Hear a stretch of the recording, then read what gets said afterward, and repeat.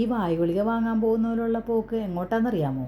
കൊടുങ്ങല്ലൂർ പടിഞ്ഞാറ് നടയിൽ കണ്ണിമാങ്ങ ഉണ്ടെന്ന് അറിഞ്ഞിട്ടുള്ള പോക്കാണത്. കണ്ണിമാങ്ങ വാങ്ങാനാണെന്ന് പറഞ്ഞ് പോയാലും നമ്മുടെ കൈ അതും ഇതൊക്കെ പെറക്കിയെടുക്കുമല്ലോ, സ്വാഭാവികം. 1 കിലോ കണ്ണിമാങ്ങ കൊലയോടുകൂടി തന്നെ കഴുകി വൃത്തിയാക്കി ഡ്രൈ ആക്കി എടുത്തതാണ്. അച്ചാറിടുന്നതിന് തൊട്ട് മുന്നേ മാത്രമേ നമ്മൾ ആ ഞെട്ട് പൊട്ടിച്ചു കളയുള്ളൂ. കണ്ണിമാങ്ങയുടെ ചൊനയ്ക്കാണ് ഇവിടെ പ്രാധാന്യം. ഇത് കടുക് നമ്മൾ വെയിലത്തിട്ട് തൊലിയൊക്കെ കളഞ്ഞു വെച്ചത്. അതിനകത്തേക്ക് ഒരു 3-4 സ്പൂൺ അച്ചാറ് പൊടിയും കുറച്ച് കായപ്പൊടിയും കുറച്ച് ഉലുവ വറുത്ത് പൊടിച്ചതും പിന്നെയും കുറച്ച് കാശ്മീരി ചില്ലിയും കുറച്ച് മുളകിരിക്കട്ടോ എല്ലാം കൂടി അങ്ങോട്ട് മിക്സ് ചെയ്ത് വയ്ക്കുക. കാറ്റത്ത് കണ്ണിമാങ്ങ കുലകൾ ആടണണ്ട. മൂവാണ്ടൻ്റെ കണ്ണിമാങ്ങയാണെങ്കിൽ ആടുമെന്ന് എനിക്ക് അനുഭവമുണ്ട്. ചളിയായി പോയെങ്കിലും നമ്മുടെ ഇന്നസെൻ്റ് ഏട്ടൻ്റെ കോമഡിയിൽ ഈ അവസരത്തിൽ എനിക്കത് പറയണമെന്ന് തോന്നിയിട്ടാ. കണ്ണിമാങ്ങ മാങ്ങൻ്റെയോടുകൂടി തന്നെ കേട്ടോ ഞാൻ അരിഞ്ഞേക്കണത്.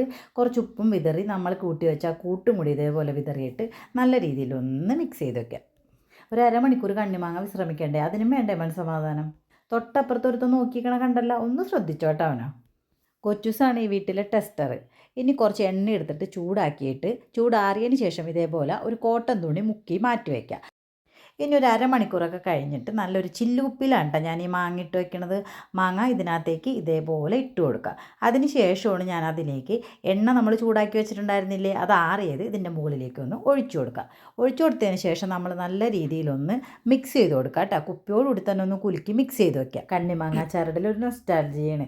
കണ്ണിമാങ്ങ പൊട്ടിക്കണ മുതൽ ഇത് അച്ചാറിടണ വരെ ഞാൻ നമ്മുടെ പുറകിൽ നിന്ന് മാറില്ല. നമ്മൾ ആദ്യം തന്നെ ഒരു തുണി ഇതേപോലെ എണ്ണയിൽ മുക്കി വെച്ചിട്ടുണ്ടായിരുന്നില്ലേ, അത് ഇതേപോലെ ഇതിൻ്റെ മുകളിലേക്ക് ഇട്ട് കൊടുക്കുക. പൂപ്പൽ വരാതിരിക്കാൻ വേണ്ടിയിട്ടാണ് ഇങ്ങനെ ചെയ്യണത്. കണ്ണിമാങ്ങയ്ക്ക് എന്താ സംഭവിച്ചതെന്ന് കാത്തിരുന്ന് കണ്ടോട്ടാ. ഇനി അത് ഭദ്രമായിട്ട് അടച്ച് ഒരു സ്ഥലത്ത് വെക്കാം. ഇന്ന് കണ്ണിമാങ്ങ ഇട്ടിട്ട് 15 ദിവസം 21 ദിവസം കഴിഞ്ഞിട്ടാണ് ശരിക്കും എടുക്കേണ്ടത്. ഇന്നലെ ഒന്ന് നോക്കിയപ്പോൾ ചെറിയൊരു പ്രോബ്ലം.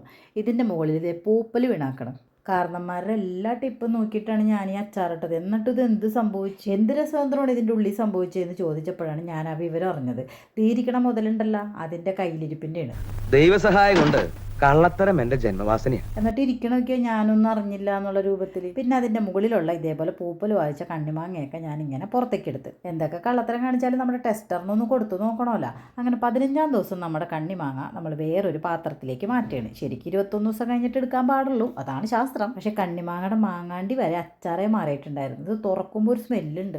അത് ഞാൻ പറയാൻ മറന്നു കേട്ടാ. അടുത്തത് എപ്പോൾ എടുക്കാമെന്ന് ആലോചിച്ചിരിക്കുകയാണ് കൊച്ചൂസ്. അങ്ങനെ ഞാനിതെല്ലാം കൂടി വേറൊരു കുപ്പിയിലേക്ക് ആക്കി ഇതേപോലെ അടച്ചു വെച്ച്. ഭരണി ഒന്നും വേണ്ടിട്ട് അയാറുടെ ഇതേപോലത്തെ കുപ്പി ഉണ്ടെങ്കിൽ നമുക്ക് അടിപൊളിയായിട്ട് കണ്ണിമാങ്ങ സൂക്ഷിച്ചു വെക്കാം. സംവിധായകൻ ഭരതൻ്റെ പോലെ ഇതേപോലെ ഒരു തലയൊക്കെട്ട് കുപ്പിക്ക് കെട്ടണത് ഇതേപോലെ കുട്ടികൾ എടുക്കാണ്ടിരിക്കാനെന്നുള്ള കാര്യം എനിക്കറിയില്ലായിരുന്നു. കണ്ണിമാങ്ങ കുപ്പി ഇനി വിഷുവിനെ പുറം ലോകം കാണുള്ളൂ. ചെറുതായിട്ട് പൂപ്പൽ വന്ന മാങ്ങയൊക്കെ ഞാൻ പൂപ്പലൊക്കെ തുടച്ച് വൃത്തിയാക്കി നമ്മുടെ പഴയ ഭരണിയിലേക്ക് ഇട്ട്. ഈശ്വര, വിഷു വരെ ആ മാങ്ങച്ചാറ് ജീവനോട് ഉണ്ടായാൽ മതിയായിരുന്നു.